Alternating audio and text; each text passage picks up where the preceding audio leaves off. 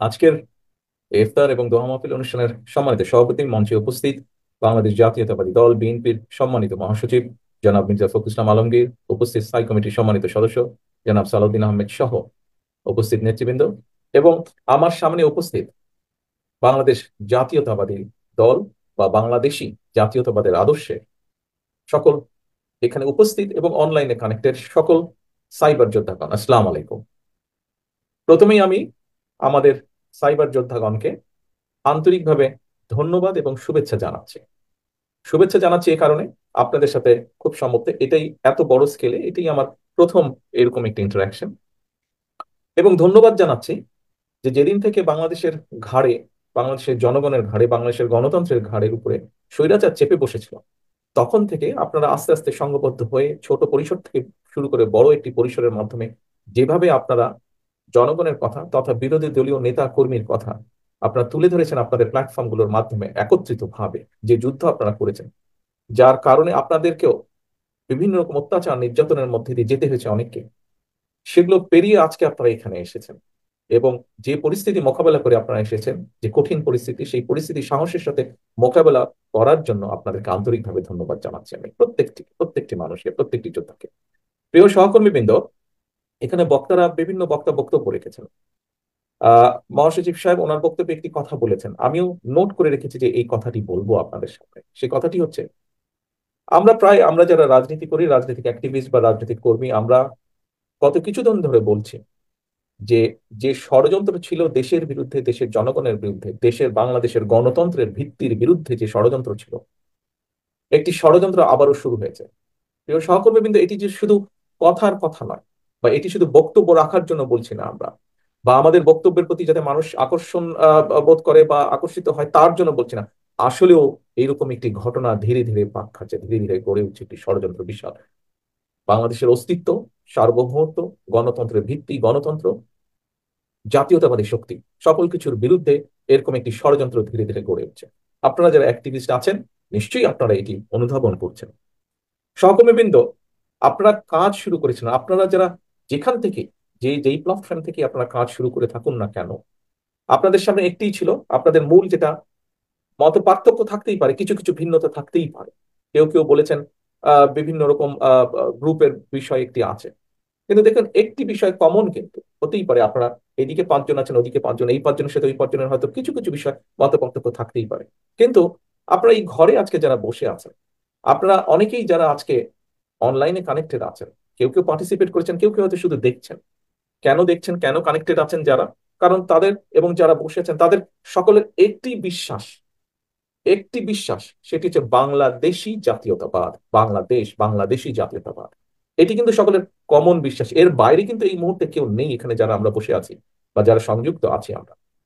প্রিয় সহকর্মী বৃন্দ, বিশ্বাস, মূল বিশ্বাস একটি আমাদের, এবং এটি আমাদের কমন প্ল্যাটফর্ম। আপনারা একটি সময় সকল একত্রিত হয়েছিলেন, একটি সময় আপনারা কাজ শুরু করেছিলেন। আমি বাংলাদেশ জাতীয়তাবাদী দলের একজন কর্মী হিসাবে আমার আহ্বান থাকবে আপনাদের কাছে, অনুরোধ থাকবে আপনাদের কাছে, আপনারা যেই প্রেক্ষাপট, যেই পরিস্থিতিতে কাজ শুরু করেছিলেন, এই মুহূর্তে বাংলাদেশ জাতীয়তাবাদী দল তার সকল অনলাইন অ্যাক্টিভিস্টের সহযোগিতা যে কোনো সময় থেকে সবচাইতে বেশি প্রয়োজন এখন, যে কোনো সময় থেকে এই মুহূর্তে সবচাইতে বেশি প্রয়োজন। নিশ্চয়ই আপনারা খেয়াল করেছেন বিগত কিছুদিন যাবত যত ধীরে ধীরে জিনিসটি তৈরি হয়েছে যে বাংলাদেশের অধিকাংশ জনগণের সমর্থন, আগামীতে যদি একটি স্বচ্ছ নিরপেক্ষ নির্বাচন হয়, বাংলাদেশের অধিকাংশ মানুষের, অধিকাংশ ভোটারের সমর্থন এই দল পাওয়ার সম্ভাবনা যত বেশি উজ্জ্বল হয়েছে, তত বেশি দেখেছেন বিএনপিকে মিডিয়া ট্রায়ালের সম্মুখীন করা হচ্ছে। আজকে সকালেও আহ দেশে কয়েকটি পত্রিকায় কিছু ঘটনা দেখলাম, দেখার পরে কেন্দ্রীয় অফিসে আমি যখন খবর দিলাম, তারা চেক ব্যাক করে আমাকে জানালো ঘটনা ঘটেছে একরকম, পত্রিকার পাথে উপস্থাপন করা হয়েছে আরেক রকম ভাবে। প্রিয় সহকর্মী বৃন্দ, এই বিষয়গুলো আপনারা সুন্দরভাবে, আরো পরিষ্কারভাবে যুক্তিতর্ক দিয়ে আপনারা তুলে ধরতে সক্ষম। অর্থাৎ যেই কথাটি আমি বলতে চাইছি, একটি মহল বা যারা ষড়যন্ত্র করছে বাংলাদেশ জাতীয়তাবাদী দল, বাংলাদেশের বাংলাদেশি জাতীয়তাবাদী শক্তির বিরুদ্ধে, একই সাথে দেশের স্বাধীনতা সার্বভৌমত্বের বিরুদ্ধে, তারা তাদের অবস্থান থেকে তাদের সাথে যে সকল মিডিয়া হাউসের সম্পর্ক আছে, তাদের মাধ্যমে ঠিক 111-এর সময় যেভাবে বিএনপিকে মিডিয়া ট্রায়ালের সম্মুখীন করা হয়েছিল, ঠিক একইভাবে এরকম একটি প্রেক্ষাপট ধীরে ধীরে তৈরি করার চেষ্টা তারা করছে। আপনারা যেমন সেই সময় জনগণের কথা, স্বৈরাচারের সময় জনগণের কথা, বাংলাদেশ জাতীয়তাবাদী দলের কথা আপনারা যেমন জনগণের কাছে পৌঁছে দিয়েছিলেন, আজও আবার আপনাদেরকে সেই কাজটি করার প্রয়োজনীয়তা যে কোনো সময় থেকে বেশি। এবং এইটি আপনারা মনে হয় করতে পারবেন একমাত্র আমরা যদি সকলে ঐক্যবদ্ধ থাকি। এবং এই কাজটি শুধু আপনারা করতেই পারবেন না, আমি দৃঢ়ভাবে বিশ্বাস করি এই কাজটি সবচেয়ে সুন্দরভাবে, সবচেয়ে সঠিকভাবে আপনারাই করতে পারবেন, আপনাদের পক্ষেই করা সম্ভব। এখানে একজন বক্তা বলেছেন নতুন ভোটার যারা, উনি একটি সংখ্যা বলেছেন এবার 45% হতে পারে টোটাল ভোটার, যেটা কি কাদের তাদের কি চিন্তা ভাবনা এইগুলো আমরা এখনো সঠিক জানি না। আমি তো মনে করি এই যারা নতুন ভোটার, এদের কাছে যুক্তি তর্ক সকল কিছু দিয়ে আপনারা তাদেরকে মোটিভেট করতে সক্ষম।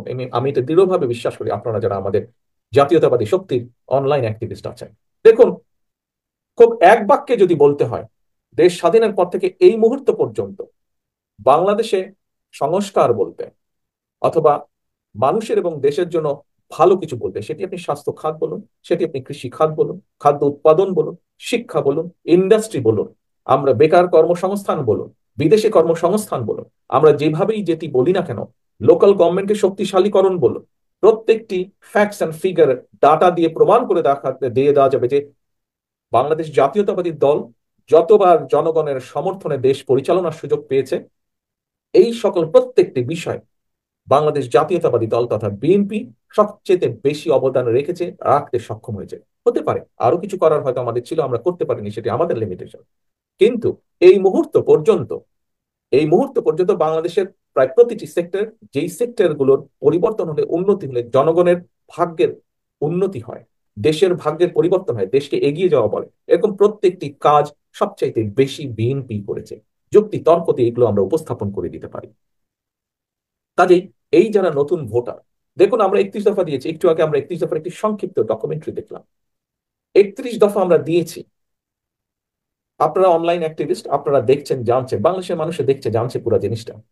এই মুহূর্তে বিএনপি বাংলাদেশ জাতীয়তাবাদী দলের মাধ্যমেই এবং বাংলাদেশ জাতীয়তাবাদী দলই আগামী দিনে কি কি ভাবে দেশকে সামনে এগিয়ে নিতে পারে তার একটি সঠিক দিক নির্দেশনা বা একটি সঠিক ডাইরেকশন একমাত্র বিএনপি দিয়েছে। আর কি কোনো রাজনৈতিক দল দিয়েছে? আর তো কোনো রাজনৈতিক দল দেয়নি। তারা বক্তৃতা, বিবৃতি, বিভিন্ন কথাবার্তার মধ্যে তারা আছে। একটি কথা ডকুমেন্টারিতে একটি কথা বলেছে, একটি ডায়লগ বলেছে, আমি ডায়লগটা লিখে রেখেছি, আমার কাছে খুব ভালো লেগেছে ডায়লগটি। রাজনীতি জনগণের জন্য হলে অবশ্যই নির্বাচনও জনগণের জন্যই হতে হবে। অর্থাৎ জনগণ যেই নির্বাচনে সরাসরি ভোট দিয়ে তার মতামত দিতে পারবে, সেই নির্বাচনের পক্ষেই বিএনপি। প্রিয় সহকর্মীবৃন্দ, আপনারা অ্যাক্টিভিস্ট, আপনারা স্বাভাবিক কারণে যেহেতু আপনারা অ্যাক্টিভিস্ট, স্বাভাবিকভাবে পৃথিবীর সব দেশের কম বেশি আপনারা খবরাখবর রাখছেন, দেখছেন কি হচ্ছে না হচ্ছে। একটি কথা তো পরিষ্কার, এই মুহূর্ত পর্যন্ত, স্বৈরাচারের আমল থেকে শুরু করে এই মুহূর্ত পর্যন্ত বাংলাদেশের জনগণের কাছে জবাবদিহিতার কোনো সরকার নেই। খুব সিম্পলি যদি আমরা বুঝি, যে কোনো জিনিসের যদি বেটারমেন্ট করতে হয়, একটি জিনিসকে যদি ডিসিপ্লিন বেঁধে নিতে হয়, একটি জিনিসকে যদি সামনের দিকে ভালোর দিকে এগিয়ে নিতে হয়, অবশ্যই জবাবদিহিতা থাকতে হবে। দেশের উন্নয়ন, জনগণের উন্নয়ন, যেভাবেই বলি না কেন, জবাবদিহিতা থাকতে হবে। দেশে যখনই একটি জবাবদিহিতামূলক সরকার থাকবে, যারা জবাব দিতে বাধ্য থাকবে জনগণের কাছে, সংসদের মাধ্যমে জনগণের কাছে, সংসদের রিপ্রেজেন্টেটিভ যারা, সদস্য যারা, তারা জনগণকে রিপ্রেজেন্ট করে। কাজেই সংসদের মাধ্যমে জনগণকে জবাবদিহি করতে যারা বাধ্য থাকবে, যেই সরকার বাধ্য থাকবে, একমাত্র সেই সরকারের পক্ষেই সম্ভব মানুষের জন্য ভালো কিছু করা, দেশের জন্য ভালো কিছু করা। সহকর্মীবৃন্দ, আমাদের দলের অবস্থান থেকেই তো আমরা বলেছি একজন ব্যক্তি পরপর দুবারের বেশি প্রধানমন্ত্রী হতে পারবে না। আমাদের দলের অবস্থান থেকেই তো আমরা বলেছি যে আমরা তত্ত্বাবধায়ক ব্যবস্থা আবার ইন্ট্রোডিউস করতে চাই দেশের মধ্যে। দলের অবস্থান থেকে আমরা বলেছি যে সমাজে এমন কিছু মানুষ আছেন যারা হয়তো রেগুলার রাজনীতির মধ্যে নেই, কিন্তু তারাও এই দেশের দেশের জনগণের ভাগ্যের পরিবর্তনে কন্ট্রিবিউট করতে পারে, এবং সেই সকল মানুষের সমন্বয় আমরা একটা আপার হাউস করতে চাই। এই যে সুন্দর সুন্দর কথা যারা এখন অনেকেই বলছেন, এই কথাগুলো তো সেই সময় 2.5 বছর আগে সেই স্বৈরাচারের রক্তচক্ষুকে উপেক্ষা করে একমাত্র বিএনপি বলেছিল। এখন অনেকেই অনেক রকম খুব বড় গলায় অনেক কিছু বলছে, কিন্তু সেদিন আপনাদেরই দল, আপনাদের এই প্রিয় দল, যার জন্য আপনারা, যার কথা প্রচার করতে গিয়ে আপনাদের মধ্যে অনেকেই বিভিন্ন অত্যাচার নির্যাতনের শিকার হয়েছেন, আপনাদের সেই দল 2.5 বছর আগে এখানে মঞ্চে যারা উপস্থিত নেতৃবৃন্দ আছেন, তারা সেদিন উপস্থিত ছিলেন। পুরো জাতির সামনে আমরাই উপস্থাপন করেছি যে ইয়াস, কারণ ওই যে একটি কথা বলেছি, বিএনপি রাজনীতিই তো করে জনগণের জন্য, দেশের জন্য। এবং তখনই আমরা অনুধাবন করতে সক্ষম হয়েছি 2017 সালে দেশনেত্রী খালেদা জিয়া ভিশন 2030 দিয়েছিলেন। কেন? কারণ আমরা বুঝতে পেরেছি স্বৈরাচারের পতন অবশ্যম্ভাবী, পতন হতেই হবে, এর বাইরে কোনো রাস্তা নেই। এবং পতন হওয়ার পরে তারা দেশকে যে অবস্থায় নিয়ে গেছে, দেশকে, রাষ্ট্রকে মেরামত করতে হবে, গড়ে তুলতে হবে। 20-22 কোটি মানুষের দেশ, আমরা যদি সঠিক পরিকল্পনা না নেই, সঠিক প্ল্যানিং না দেই, এই দেশকে গড়ে তোলা সম্ভব না। এবং সেই সময়, আজ থেকে 2.5 বছর আগে, বিএনপির নেতৃত্বই তারা রক্তচক্ষুর স্বৈরাচারের রক্তচক্ষু উপেক্ষা করে সেদিন জাতির সামনে উপস্থাপন করেছিলেন। কাজী প্রিয় সহকর্মী বৃন্দ, অনলাইন অ্যাক্টিভিস্ট বৃন্দ, প্রিয় সহকর্মী বৃন্দ, আজকে এই যে 45% বলুন আর 12 কোটি ভোটারই বলুন, আমাদেরকে যুক্তি তর্ক দিয়ে তাদের সামনে উপস্থাপন করতে হবে। এবং এই 45% যে তরুণ ভোটারদের কথা বলেন, হতে পারে তারা কখনো ভোটার দেয়নি, ভোট দেওয়ার সুযোগ তারা পায়নি, সুযোগই তো তাদেরকে দেওয়া হয়নি। কাজেই এইসব তরুণরা কিন্তু যুক্তি তর্ক দিয়ে চলে, যুক্তি তর্ক দিয়ে চলে, অনেকে অনেক কথা বলতেই পারে। সবচেয়ে বড় বিষয় হচ্ছে নিয়ত। 2001 সালে আমাদেরও 2/3 ছিল। আমরা তো সরকার, তত্ত্বাবধায়ক সরকারের ব্যবস্থা আমরা চেঞ্জ করে দেইনি। আমরা সেটি বিশ্বাস করতাম যে নিরপেক্ষ নির্বাচনের মাধ্যমে জনগণের has all the right two তাদের পছন্দ সেই সরকারকে বেছে নাও। প্রিয় সহকর্মীবৃন্দ, একটি কথা আমি কিছুদিন আগেও বলেছিলাম, দুর্নীতি দমন কমিশন তৈরি হয়েছিল আমাদের গতবার যখন আমরা সরকার পরিচালনার দায়িত্বে ছিলাম। সেখানে কি একটি আইন ছিল? সেখানে কিন্তু একটি আইন ছিল। কি আইন ছিল? দুর্নীতি দমন কমিশন তাদের ইচ্ছা মতন যে কোনো ব্যক্তির বিরুদ্ধে যদি সন্দেহ হয় তার বিরুদ্ধে ইনভেস্টিগেট করতে পারবে, কোনো সরকারের পারমিশন লাগবে না। আমরা দেখেছিলাম পরবর্তীতে এসে স্বৈরাচার, পলাতক যে স্বৈরাচার, তারা সেটিকে পরিবর্তন করে দিয়েছিল, যে তাদের পারমিশন নিয়ে, সরকারের পারমিশন নিয়ে দুদককে কোনো ব্যক্তির বিরুদ্ধে কোনো ইনভেস্টিগেশন করতে হবে। প্রিয় সহকর্মীবৃন্দ, এই দুটো এক্সাম্পল আপনাদের সামনে কেন আমি দিলাম? এক্সাম্পল দুটো, আরো অনেক এক্সাম্পল আছে, সময় কম, আমি দুটো এক্সাম্পল আপনাকে দিলাম। দুটো এক্সাম্পল দিয়ে আমি আপনাদের সামনে তুলে ধরতে চাইলাম, ইট ইজ ইন্টেনশন। বিএনপি যদি স্বৈরাচারের মতন তার নিয়ত খারাপ থাকতো, তাহলে 2/3 মেজরিটি আমাদের ছিল। পরবর্তীতে আমরা দেখেছি 2008 সালে ষড়যন্ত্র নির্বাচনের মাধ্যমে 2/3 মেজরিটি তাদেরকে দেওয়া হয়েছিল। কিন্তু তারা, যেহেতু তাদের নিয়ত ভালো ছিল না, সেই জন্য তারা সরকার ব্যবস্থা পরিবর্তন করেছিল, তত্ত্বাবধায়ক সরকার ব্যবস্থা। যেহেতু তাদের নিয়ত ভালো ছিল না, সেই জন্য তারা দুদকের আইন পরিবর্তন করেছিল। কিন্তু হতে পারে আমাদের কিছু কিছু ক্ষেত্রে হয়তো আমরা সফল হতে পারিনি, কিন্তু আমাদের নিয়ত ঠিক ছিল। 2/3 থাকার পরও বাংলাদেশ জাতীয়তাবাদী দল, দেশনেত্রী খালেদা জিয়া পরিবর্তন করেননি সরকার ব্যবস্থা। আমাদের হাতে সেই সময় রাষ্ট্র ক্ষমতা থাকার পরও আমরা চেয়েছি দুদক ইন্ডিপেন্ডেন্টলি, স্বাধীনভাবে কাজ করুক। কারণ সত্যিকার ভাবে বিএনপি চেয়েছে এই দেশে দুর্নীতি নির্মূল হোক, অথবা দুর্নীতি এমন এক পর্যায়ে আসুক যেটি দেশকে ক্ষতিগ্রস্ত করবে না, অথবা দুর্নীতি দূর করতে যা বোঝায় সেই কাজটি দুর্নীতি দমন কমিশন স্বাধীনভাবে করুক। আমাদের ইন্টেনশন এটা ছিল, it is all about intention. কাজেই আমরা সেজন্যই আজকে থেকে 2.5 বছর আগে, আমাদের ইন্টেনশন ভালো বলে আমরা 2.5 বছর আগেই আমরা রাষ্ট্র মেরামতের পরিকল্পনা দিয়েছি, রাষ্ট্র কিভাবে মেরামত করবো প্রত্যেকটি সেক্টরে। প্রিয় সহকর্মীবৃন্দ, আজান দিবে এখনই, বক্তব্য শেষ করে দিতে চাই আমি দ্রুত। আজ আপনারা সকলে একত্রিত হয়েছেন, আপনারা ইফতারে যেভাবে একত্রিত বসেছেন, যারা দেশে আছেন বা কাছাকাছি আছেন তারা একত্রিত বসেছেন। আমাদের আরো শত হাজারো অ্যাক্টিভিস্ট আছেন, যারা কেউ কেউ হয়তো দেশে নেই, যারা দেশে আছেন তারা হয়তো এই মুহূর্তে কাছে নেই, ঢাকায় নেই, হয়তো দেশের বিভিন্ন প্রত্যন্ত অঞ্চলে ছড়িয়ে আছেন। আপনাদের সকলের কাছে যে কথা দিয়ে শুরু করেছিলাম সেই কথা দিয়ে আমি শেষ করতে চাই। সকলের কাছে আমার একান্ত আহ্বান থাকবে, অনুরোধ থাকবে, হতেই পারে আমাদের মধ্যে কিছু কিছু মত পার্থক্য থাকতে পারে হয়তো, কিন্তু আপনাদেরকে এই দলের, এই আদর্শ, বাংলাদেশ জাতীয়তাবাদী যে আদর্শ, সেই আদর্শের আপনাদেরকে প্রয়োজন যে কোনো সময় থেকে সবচাইতে বেশি প্রয়োজন। এই মুহূর্তে একমাত্র আপনাদের পক্ষেই সম্ভব, আপনারা যদি সকলে ঐক্যবদ্ধভাবে কাজ করেন, আপনাদের পক্ষেই সম্ভব আগামী দিনে বিএনপি বাংলাদেশকে, বাংলাদেশের জনগণের জন্য কি করতে চায়, যুক্তি তর্ক দিয়ে সেগুলো জনগণের সামনে উপস্থাপন করা, যুক্তি তর্ক দিয়ে সেই 45%-এর কাছে নিয়ে যাও, যুক্তি তর্ক দিয়ে ঘরে ঘরে মানুষের কাছে পৌঁছে দেওয়া।